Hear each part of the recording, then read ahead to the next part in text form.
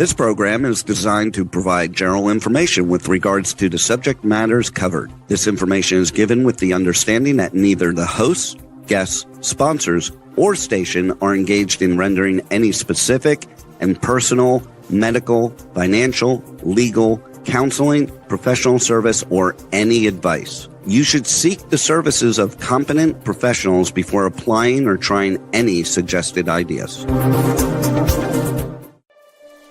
Magazine publisher and entrepreneur Judith Mancini is sharing captivating conversations with experts in their field about the latest trends in our ever-changing world to help you become healthy, wealthy, and wise. Judith Mancini today will spark your interest and inspire you to lead your best life ever. And now, here's Judith. Hello. Thank you for joining me today, everyone. Well, as you can see, just 48 days until the new year begins. Big changes in 2025, and you need happy, productive life. Are you still upset about the election? Because I hear people on television and everything breaking down, having fits. I don't know why they're going on and on about this. This is a done deal. This is who we elected for president in extremely large numbers all over the state of the United States. So we're all happy about this out here. You should be too, because this is going to be big changes for all of us, and it's going to affect you. So first of all, I want to just go over some of the people. I'm not going to go over and tell you their backgrounds or anything. You can look them up. You've probably seen them. President-elect Trump is getting his cabinet set up and his committee people and his directors, all sorts of things. So I'm just going to read this off to you. Today, the chief of staff is Susie Wiles. I just want to tell you who she is. She was behind his campaign, and she's a great organizer and very proficient in these kind of courtesies to people when they come in, and she's a good people person. So I think she will be really wonderful as a chief of staff. And a feather in her cap, she is the very first woman to fill this position of chief of staff for the President of the United States. So that is a wonderful thing. Now, let's just go down the list. We have many, many women and more to come that are being assigned to different positions in the Trump organization, his administration, or when he is administered the oath of office. They're going to be off to a running start. And I wouldn't be a bit surprised. I believe last year he didn't go to the luncheon where everybody celebrates afterwards. I could be wrong, but I bet you anything he doesn't do that this year. For sure. He wants to get a running start. So after the chief of staff, we have the ambassador to the United Nations, Elise Stefanik, National Security Advisor, Michael Waltz, WALTZ, okay? Borders are Tom Homan. He's really somebody who worked very hard with the border before, so he knows it in and out, and he's going to be fabulous at that. Ambassador to Israel is Mike Huckabee. Now, Mike Huckabee has been in politics for a while. Before that, he was a pastor. He's been governor of Arkansas, and he's done all sorts of wonderful things. I had the pleasure of meeting him when he was running for president way back when Trump got the nomination. So that was for the 2016 term. He's a very nice man. His wife was charming. I've met him actually several times after that at different lectures and things where he has come out to California to participate in some of them. And he has a love for Israel, even though he is a Christian and he has been a pastor. He knows Israel, and he's a wonderful spokesperson for them. So he will be a wonderful ambassador to Israel. Environmental Protection Agency, Lee Zeldin. Middle East Envoy, Stephen Witkoff. White House Counsel, William McGinley. CIA Director, John Ratcliffe. Department of Government Efficiency, Elon Musk and Vivek Ramaswamy. Now, won't this be an amazing thing to say? They're already talking about what they want to cut and how they're going to cut it and all. So this will be wonderful. And they will be ending their tour on the 250th birthday of the United States. So their tour of service will be over then. I know that they are already talking to each other and planning what they want to do. Secretary of Defense, I'm very pleased with this, Pete Hegseth. Unlike what Elizabeth Warren said and some of the other people said, he's more than a host on the morning show on Fox News, which I happen to never watch. But he's been doing many special things on the Fox channel for a long time. But that's not why he was appointed to be Secretary of Defense. This is a decorated soldier, somebody who served in the armed forces, his many ribbons.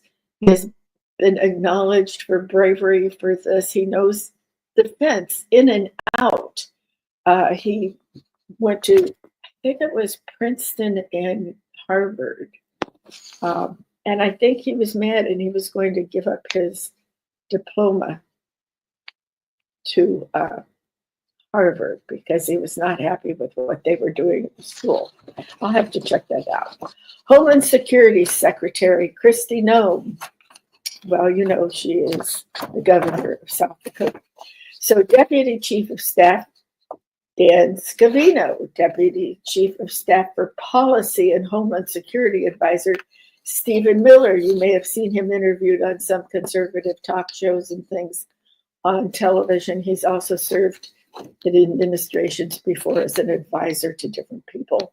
Deputy Chief of Staff for Legislative, Political, and Public Affairs, James Blair. Deputy Chief of Staff for Communications and Personnel, Taylor Budowich. Don't get that mixed up with our current Secretary of Transportation. Taylor Budowich, Budowich. Their names are similar. Director of National Intelligence, Tulsi Gabbard. Secretary of State, Marco Rubio, and U.S. Attorney General Matt Gaetz. So there is a little controversy following Matt Gaetz around, and some people from both sides of the aisle have talked about that. He's resigned his seat in the House, I believe he's in, and his little rumors, his problem is following him around, which I don't know anything about, so I'm not going to make a comment on that. What I am going to make a comment on is people are still wondering why Kamala Harris wasn't elected. And there are many reasons, but I want to speak specifically to young ladies and women who said, why would you vote for a man, and specifically a man who's been accused of nefarious acts?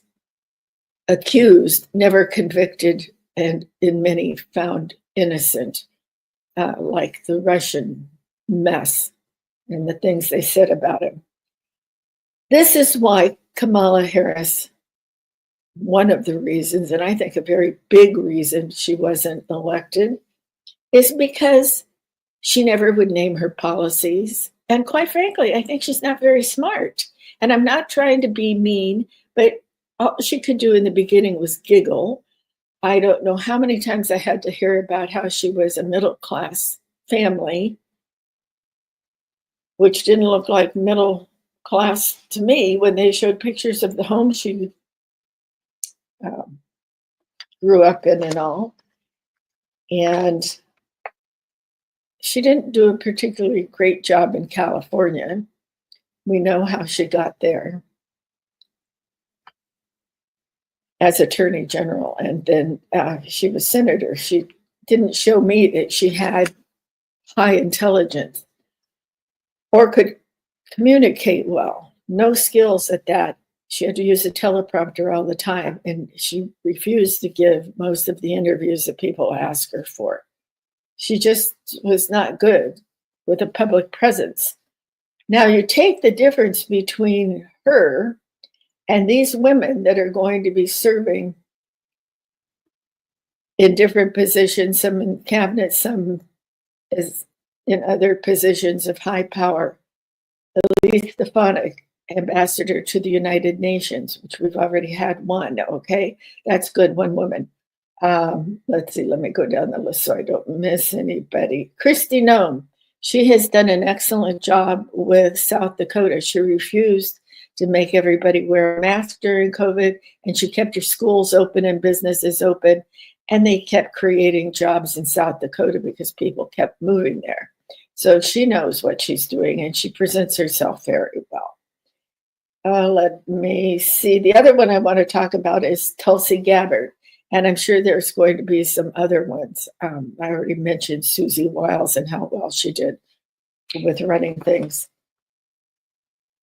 So the last one being Tulsi Gabbard. She served in the service.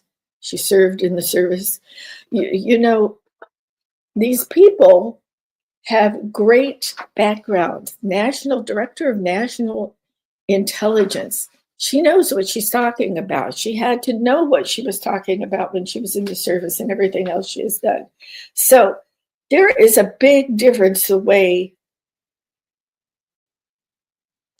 Kamala Harris communicated to us, or let's say tried to communicate to us and show us what she was capable of. And she just, quite frankly, didn't show us. So women, stop and think about that. None of us are against a woman. None of us Republican women are against, I shouldn't just classify that as Republican. Even Democrats voted for Trump. So none of us women who know what's going on and listen to these people know that she was not qualified to be president. And I will bet that in the next course of events in the White House, when it's time to elect a president, or in the next term, whatever, in the next 16 years, I'm going to say, and hopefully before that, there will be a woman nominated again for president who will be able to help the president be elected, or perhaps she will be nominated as the president position. So keep an eye on that, because we have some very bright women in this country. And the bottom line is, she just wasn't. She just wasn't. Okay, let's move in. We're doing Healthy, Wealthy, and Wise, and what you're going to do for next year. So that's our wise part of the show today. And maybe you don't agree with me, but that's your prerogative. And guess what? That's what we stand for in the United States. We don't stand for censorship.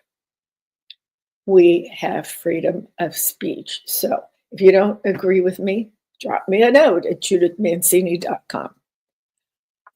All right, what I want to talk about next is healthy. Let's talk about healthy. Do you think you're healthy? Do you have a schedule of things on your calendar that you do to stay healthy and pursue happiness and longevity in a healthy manner? Who wants to be old and not be able to walk? Who wants to be old and not be able to eat solid food?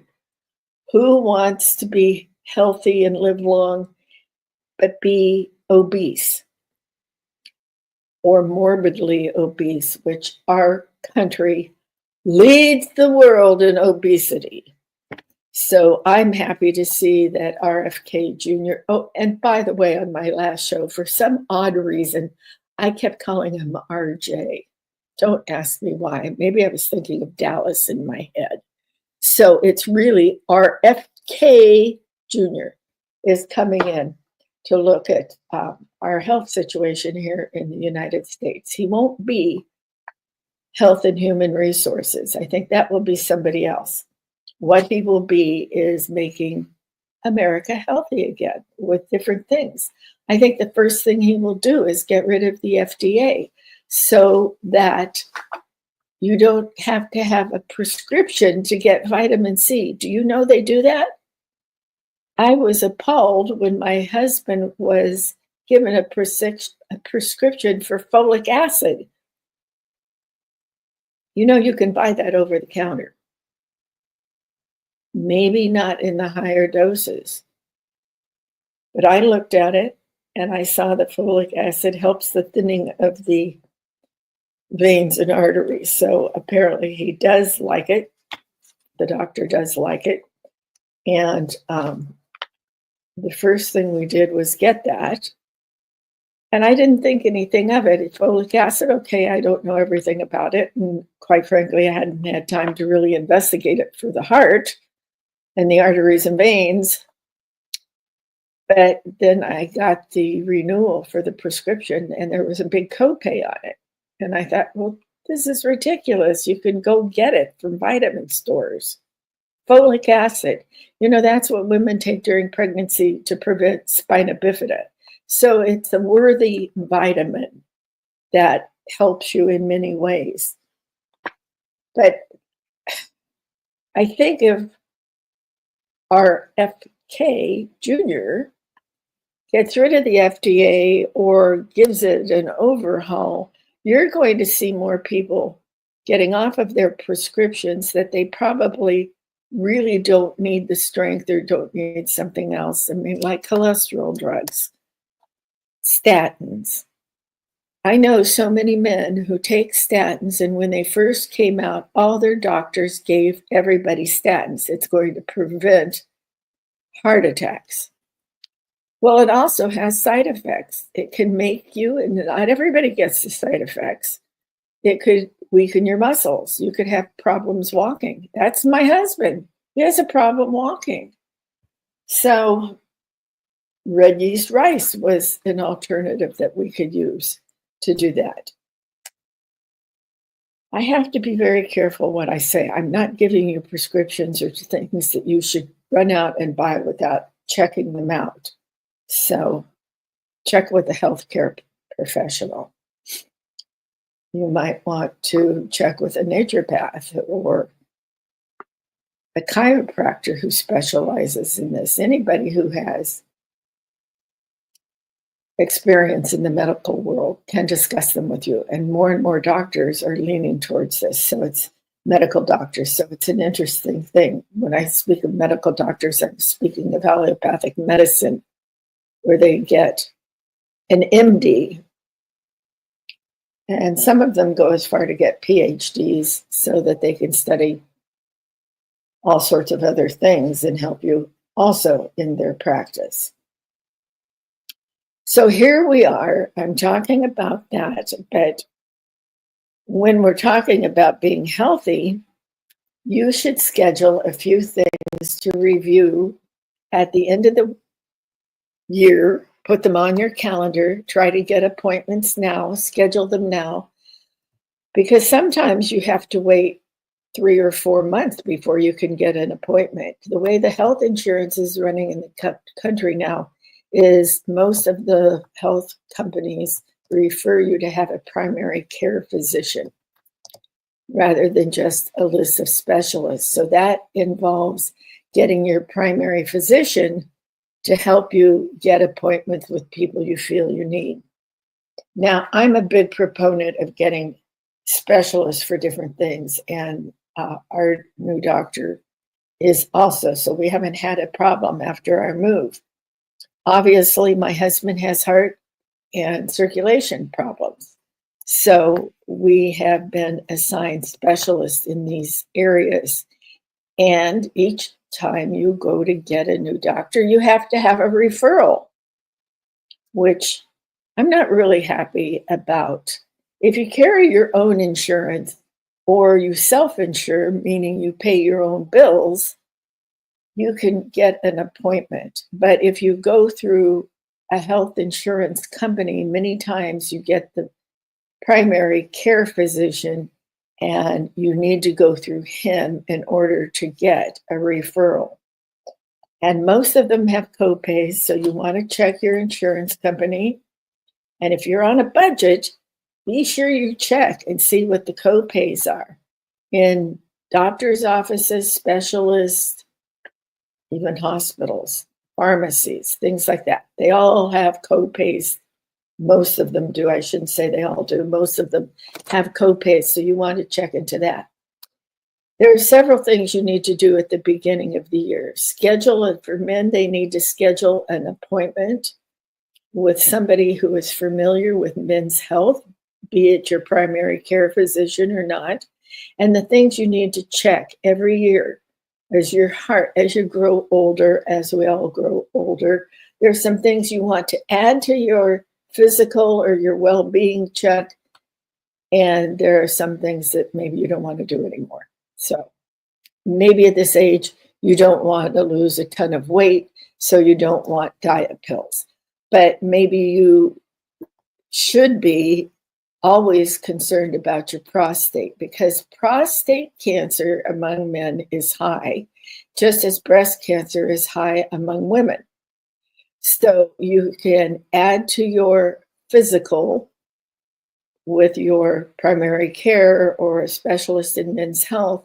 Get your heart checked out, get your lungs checked out, particularly if you've been sedentary after retirement, you haven't been exercising, and you're finding that you're a little short of breath.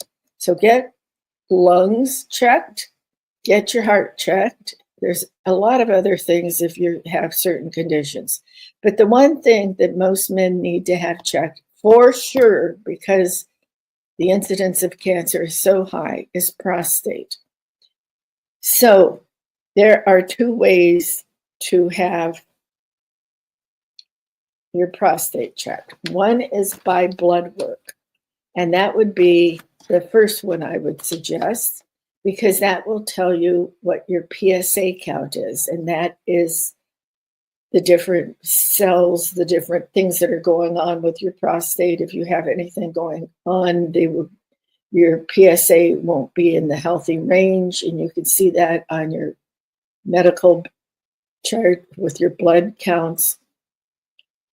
And the other one is digital. So most men have told me they're not too fond of the digital, so be sure that your healthcare provider gives you a blood test first and see what it is. And then I think you can forego the digital. So get all of those things checked. If you're of a certain age and you think you have a little cardiac problem, explain it to your doctor. And he may send you to a cardiologist, or he may do it himself and then send you to a cardiologist. My husband has a cardiologist.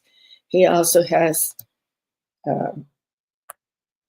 doctors to look at his veins and aorta. So other than that, he's really healthy. He moves around and he has fun. But in order to do that, there's other things you have to do, and this goes for men and women. Let's just skip over to the women's side for a minute. The things that she should have checked as she gets a little older in age are mammograms. It's not true that you can't get breast cancer after the age of 50. You certainly can, and many, many cases occur after that age. And same thing with your reproductive organs. You should have at least a pap smear every 2 or 3 years is what they're telling me these days when I've checked on it. And when you get to be a certain age, perhaps your doctor will let you stop those. So breast and reproductive organs.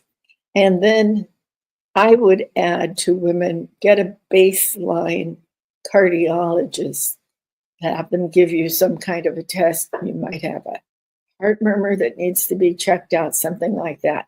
It used to be that only men have heart attacks, but guess what? Once women went into the workforce and were taking care of their job, J-O-B, and their children and the house and the home and the husband and this, they suddenly had a lot of stress, like the man who went to the C-suite and was working crazy hours and doing that, or anybody who just worked in a big company or anything else. It's stressful out there. So that's why men were having more heart problems, but women have caught up with them and have surpassed them or are close to surpassing them. So let's get back to men and women combined. I'm going to give you a few things that helps you to live a happy, productive life as you're aging. I don't want anybody to have to think, oh my, I'm getting older and this is the end if you don't have a terminal disease. Of course, many times you can try other treatments and maybe it will help you. So we're not giving you really medical advice here. We are giving you everyday advice and things that will help you be happy and have a healthier lifestyle. You would be amazed at the number of people who do not go to a dentist. Now, if you are one who brushes every day, at least 2 times a day, and uses dental floss and brushes 2 minutes on the top and 2 minutes on the bottom, that's 1 minute on each side. You do that, and I swear to you, I find an electric toothbrush to be the best at that. The flossing is to keep your gums healthy. Knock on wood. I've always taken care of my teeth because I don't want to lose them. And I remember my grandmas, even though they lived long lives, they all had dentures. Over 100, and they had dentures. So that's how it used to be when we didn't have good oral health. There's no reason not to have good, healthy gums and teeth these days. And remember, whatever is in your mouth is connected to the rest of your body. It's connected to your throat, your esophagus, all the way down into your heart, all through your body. It has blood, it has mucus, it has saliva. That's why you want to keep it healthy. So you want to brush and floss daily and make sure you see a dentist once in a while. I'm kind of funny with my mouth. I have not had x-rays in my mouth forever, probably because when I was little, I did have some cavities back here because, I don't know, they want to get rid of fluoride in water now, but I swear fluoride helped kids in the early stages. But I was always taught to live a different way than a lot of people. So this is in no particular order of what I'm telling you you should do, but sleep has become something that people are struggling with. One reason that you struggle with sleep as you're aging is because you're not moving around enough, excuse me, and you're not exercising or just walking, doing things like that, and you're bored, and maybe you're not eating healthy, and maybe you're trying to go to sleep right after you eat and not giving your body time to digest the food, or maybe it's too heavy of a meal. Or if you drink too much alcohol before going to bed and trying to go to sleep, alcohol will actually keep you awake instead of putting you to sleep. What it will do when you drink a certain amount of alcohol is not put you to sleep, it will make you pass out. And that's why you don't get a good night's sleep, because in your head, a lot of things are going on and you're restless, and probably you snore when you drink too much. So to get a good night's sleep, you need to do certain things. And one is keep your room cool. A lot of doctors, a lot of sleep experts say you shouldn't have your room hotter than 68 degrees. So a lot of people keep it colder than that. I happen to like to keep the room at 64 because I like something on top of me. I have a down comforter and it breathes more than heavy wool blankets or quilts. And I like it cold. But I'm married, and I'm married to a man now who is struggling with his circulation, so he's cold and he gets cold. So I don't turn it down. Here in the desert, you'd have to have the air conditioner on. I don't turn it down like that. I keep it at 74 when he is sleeping, and I struggle through. But what I did for you women out there, or you men who have a partner who needs to be really hot when they're sleeping,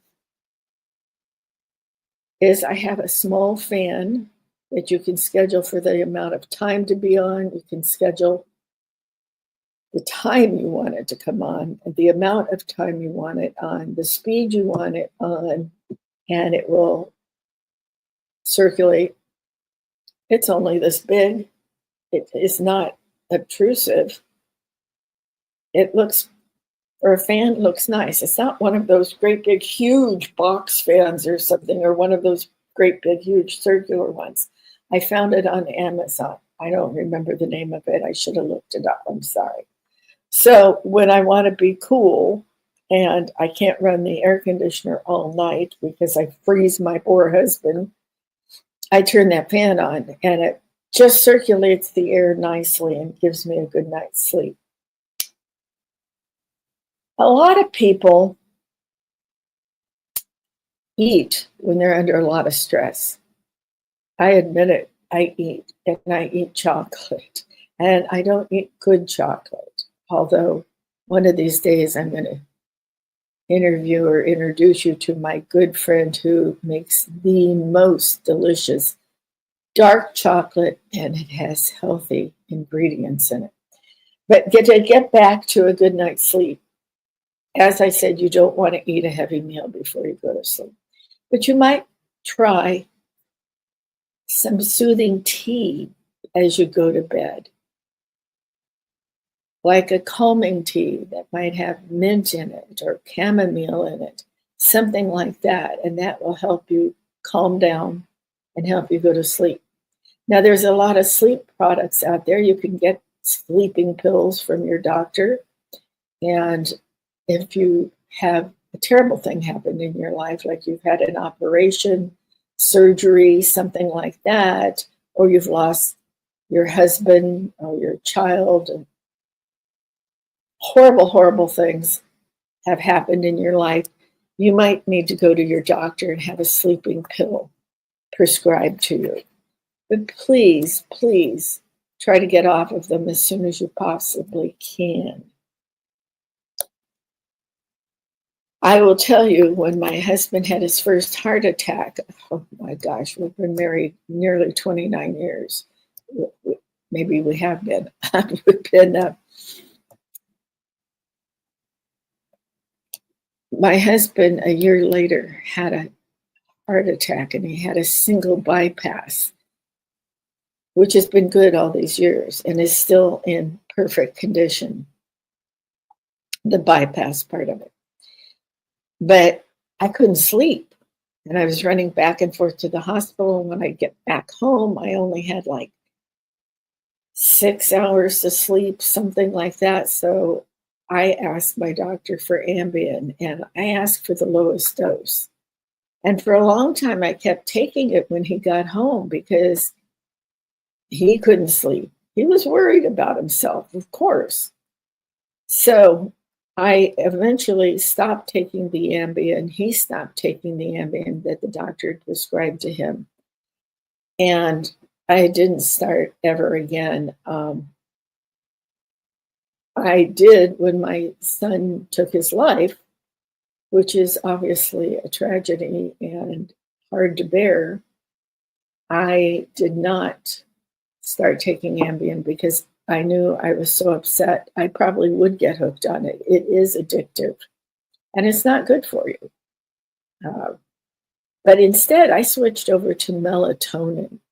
And years ago, I took melatonin when I was traveling a lot to Europe and cross country to New York from Los Angeles, back and forth, missing a lot of sleep. I tried straight melatonin, and that gave me nightmares. And that's not very good to scream out an airplane and wake everybody up if you're taking a night flight. So that was not an option for me. So I got into the hot cocoa deal, and I would fix myself hot cocoa before going to bed. And of course, the tryptophan in the milk would help me go to sleep. But now I found that great thing that's advertised all over Fox News and other news stations and television, just regular like CBS, ABC, different things, the Relaxium brand of their sleep product.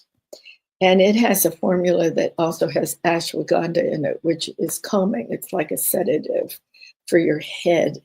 It turns off your thoughts or helps you cope with them, actually. It doesn't numb your brain. So I took that. Well, my son's been gone 3 years this weekend, and I've taken that ever since. So I have recently stopped it because I don't like to take pills. But that one I liked, and I don't get paid for saying that. I'm just suggesting you can ask your doctor about it. You can ask your pharmacist about it. You can explore it on the internet. I'm just telling you some of the different things I've taken. And I prefer not to take prescription drugs. That's just me. So get a good night's sleep. But when you're older, you shouldn't listen to them about 7 or 8 hours of sleep, I don't think, because it's almost impossible for older people to sleep that long. If you get a good 6 hours sleep without getting up to run to the bathroom every 45 to 60 minutes, you get a good solid sleep. The 6 hours is between 5 and 7 is ample if you're giving your body a rest. So that's what I do. I don't know what you do, but sometimes when you can't sleep, you make a run to the kitchen because you need a snack and you think that'll help you go to sleep. Believe me, I've tried it all. I don't know. The worst thing is all the different things that I've gone through after losing my son. And I'm not sure what works well. But I think smiling and laughing out loud helps you in your daily life and to cope with anything that might happen. There's a man on the Facebook platform under Reels, Reels. He does a little one, and he posted the other day that, and I'm not saying it correctly, so don't criticize me, but look up Marcus Stanley. And he said something like, don't get upset because a tree loses its leaves every year and it grows back forever. And that's exactly what your problems are. They will fall away as you take care of them, and you will be brand new. So I'm just paraphrasing that, but it's a good thing to remember because we can get through anything if we're strong of mind and heart and learn to cope. So smiling and laughing out loud several times a day is good for you. Now, I'm on the internet quite a bit when I do research and look for different things, and sometimes there are the funniest things, and they're with little children, babies or little children, and they're amazing. amazing. There's one little boy with his family. He tells the silliest joke every day and asks you if you know something, and then he'll come out with this crazy, crazy answer, and you just start laughing.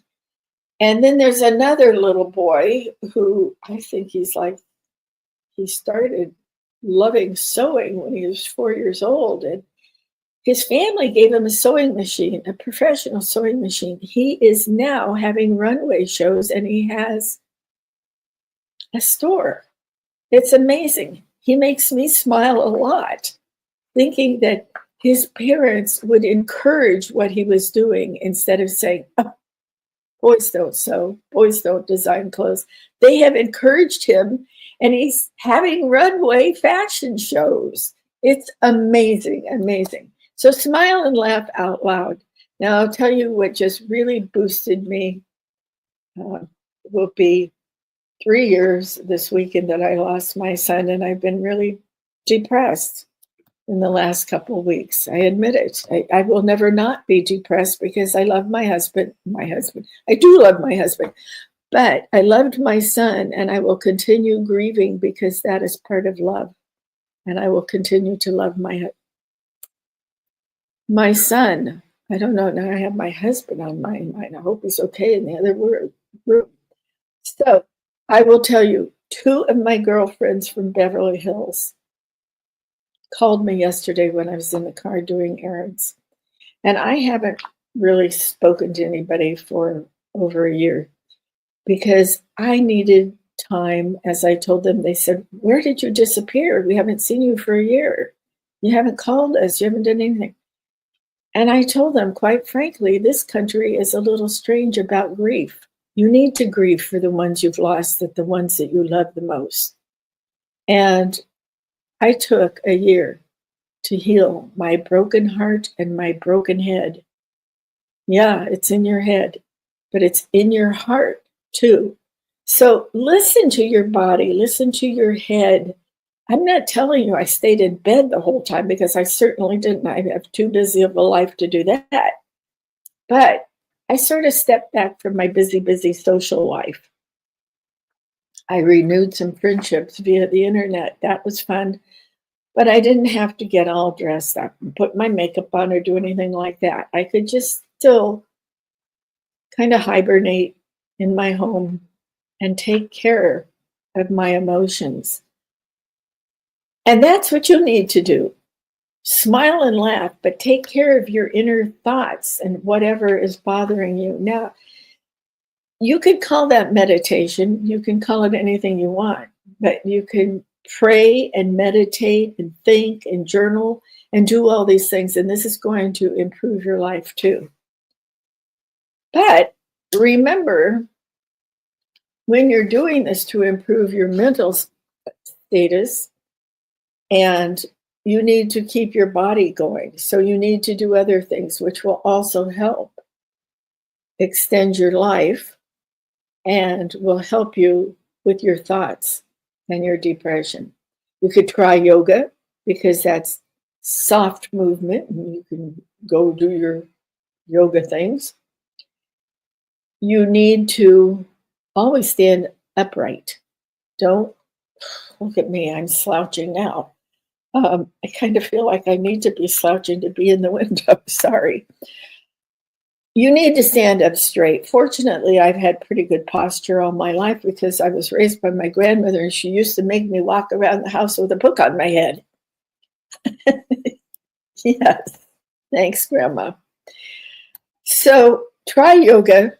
It's gentle on your body. It gives you great stretches. It gives you peace in your head as you meditate, as you're going through your yoga poses. And the other thing is you need to get that heart pumping and your lungs going in and out. Take deep breaths and let them out. It also teaches you how to breathe in yoga. So you need to walk. If you don't want to jog or run or get on a treadmill, walk, but don't stroll, okay? Don't stroll. Strolling is what you do with your boyfriend or your husband or your little kids or your little toddlers. Walk at a good pace. You don't need to run, just walk at a good pace. Try to get in 2 or 3, 4 miles a day. If you can't, start out slowly. I haven't walked a lot lately, so I'm just starting over again because I haven't been walking the distance I need to be walking. But it's good for your entire body. It's good for your digestion. It's wonderful to clear out your head and look at nature and see how beautiful the trees are, how beautiful the sky is. Be thankful for the country we live in, that we were allowed to see who would be our leader next year. Be grateful that we live in a free country, that you can go out and walk. The other thing, I think you should have a diet high in protein, because protein keeps our body going. Eat your vegetables and all of that, but be sure you have a good amount of protein. And they say you should eat the number of grams of protein that you weigh. So if you weigh 100 pounds, you would eat 100 grams of protein a day. Does that make sense? No, because nobody weighs 100 pounds. So if you weigh more, you should eat more. And you can divide it up into meals, or you can eat that much. Say you're trying to get back into shape, you can eat that much for each meal. I was following a bodybuilder the other day, and he weighed a lot, and he didn't weigh 500, but he was trying to put muscle on.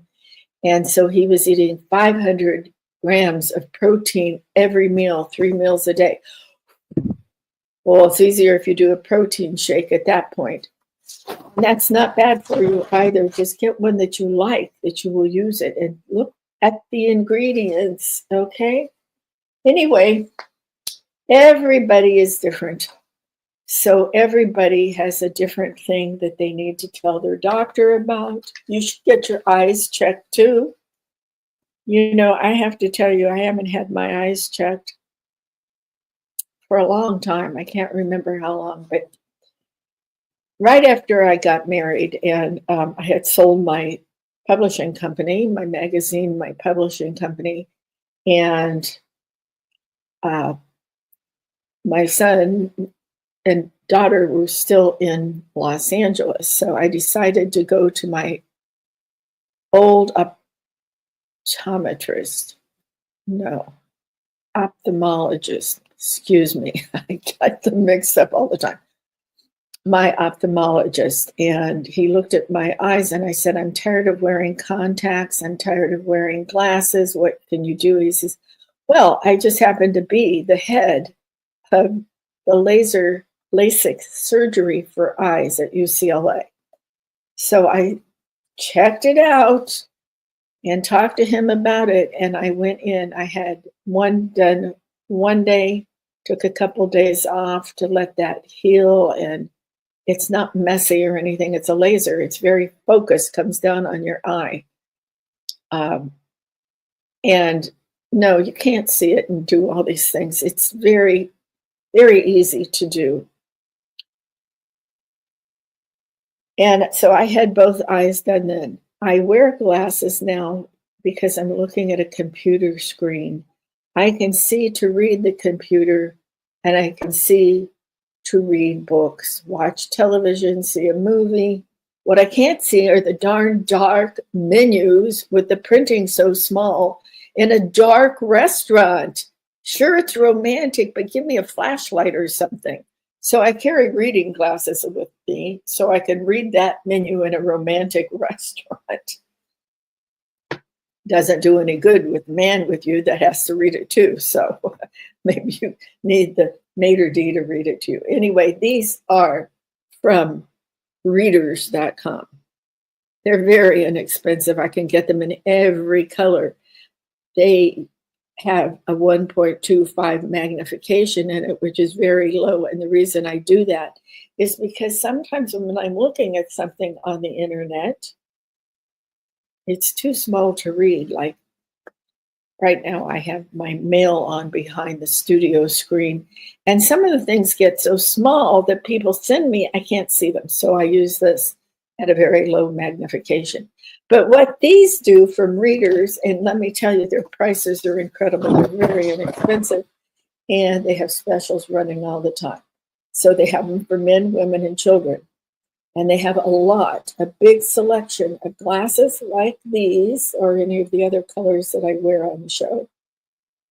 And again, I don't get paid for this. This is free info for you. They block the blue light from the computer screens. And if you use your computer for any amount of time, it's not good for your eyes, the blue light. It's like looking at your phone. It's like looking at these new televisions and different things like that. So you want to block that light. And if you have small children or grandchildren, you want them to block it too. So go to readers.com and figure out what color frame you want. And you'll be pleased at the prices and your eyes won't start hurting. So I think that's about it today. We covered healthy, wealthy, and wise. Oh, we didn't cover wealthy, did we?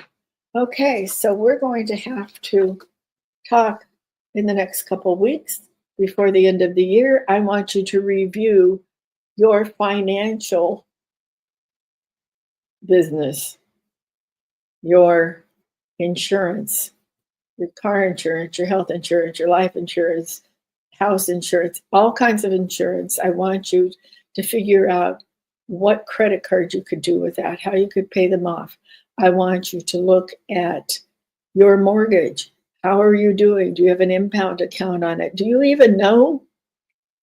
I know there's some men that listen and there's some women that listen to this show. And sometimes I find out that women, the old thing, they don't even know what's in their checking account, but they still have checks. It's ridiculous. So I want you to do a whole inventory of your finances. And I will be giving that to you. And next week, I'm going to be gone. I have to go to a meeting in Los Angeles, and it's just too far to drive in one day. So my wonderful engineer will be doing a replay for me. And I think I'm going to look up the one with the men's health because I get so many questions on that all the time. So I'll talk to Juan. I'll email you a little bit later, Juan. But I want to thank you all for coming. I hope you take some of my advice and suggestions. And I thank you so much for tuning in. Remember, this is the start of a brand new country and world. So have hope in your heart and love in your heart, and you'll be fine. Thank you for joining us. Remember, cherish yesterday, dream tomorrow, and live today. Thank you.